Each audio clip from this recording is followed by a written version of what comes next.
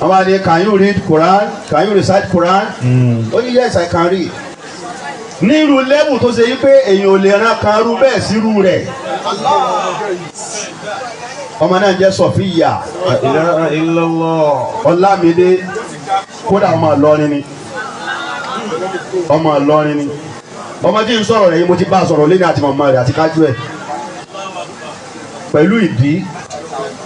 Ntí mo fẹ́ mú nǹkan kan jáde níbi ọ̀rọ̀ yìí ni pé kíní yẹn wá wà lórí page, ó wà lórí page tiwa náà. Àwọn yẹn wá bẹ̀rẹ̀ sí sọ̀rọ̀, ẹlòmíì sọ̀rọ̀ tó dáa, ẹlòmíì ṣépè lọ́mọ yẹn. Wàláhì kò yẹ ká ṣépè lé. Ẹ tó máa wá wo nǹkan kan o, tí mo fẹ́ jẹ́ ayé sí ibi ọ̀rọ̀ ọmọ yìí. Ìyá tí rojọ́ yìí gbọ́ wa, ìwọ ló fẹ́ sọ̀rọ̀ ni. Tó ti mára. Fẹjọ́lẹ̀ wà yín fẹjọ́lẹ̀. Nítorí wà náà ọ̀rọ̀ ọmọ yìí ni wípé bọ́mọ tẹ́wọ̀n mo ti ké Kùránì yẹn, odidi Al-Kùránì ní bẹ́ẹ̀ lágbárí rẹ̀. Ọmọ yẹn ké Kùránì, ó dẹ̀ ń ké pẹ̀lú tajwid, ó tún wá lóhùn. Wàláhì summa billahi.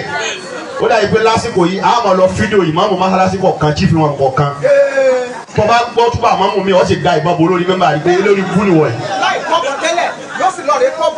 Tó bá gbọ́ túbọ̀ ìmáàmù mi tí màmú yìí máa ń kéwú báyìí ọmọ òpè ọ̀nà olóògbà tó fi jẹ chief imam. Kódà kò wọ́ọ̀tì ìmáàmù láti bí. Nígbà tó wá ń sọ̀rọ̀ ọmọ yìí láàárọ̀ yìí omi sì bọ́ lójú èmi gan fúnra rẹ̀. Bàbá ọmọ náà ti kú. Ṣùgbọ́n n tó ṣe àkóbá fún ìrìn àjò ọmọ yẹn tẹ́lẹ̀ tó ráyè rẹ̀ ti ń da báyìí. Kódà lónìí olónìí ni wọ́n ti fún Mákà. Alájí bí nǹkan mi ò bá ṣe oríire ẹlòmí ò ní dé. Limadha ta'allamna. Limadha ta'allamna wa ma fadilu ilmina.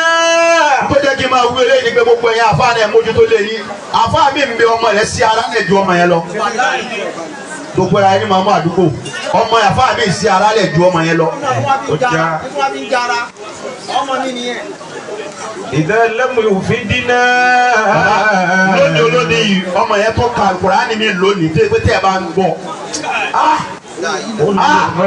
Ọlọ́run wọlá àwọn àfáà wa bá wa ṣàánú ọmọbìnrin náà. Kó bá wa ṣàánú ọmọbìnrin náà. Amina. Litamshu ila al-aswaqi kayfa nisauna. Ṣùgbọ́n àbálọ àbábọ̀ gbogbo ọ̀rọ̀ yìí àwọn tí ọmọ yẹn ń bá rìn ló sún dé gbogbo múra yẹn.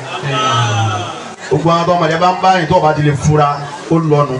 Tó ọ̀pọ̀lọpọ̀ ló mọ̀ pé lè padà. Ọmọ yẹn tó wá ń sọ ó ní wọn kàn róhùn wájú ilé òun kàn wo kí ẹgbàá náà kàn káàṣì fún ọ ní wọ́n ti ẹ̀ máa pé yóò gbó báyìí bàbá yẹn. Nígbà tó wà ní oríire rẹ̀ dé Ọlọ́run ṣe tán tó fẹ́ ṣàánú ọmọ yẹn ni.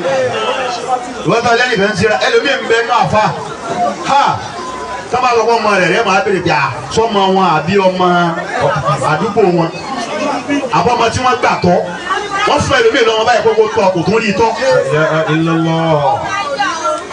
Wa kullu qarinin bil muqarani yaktadi.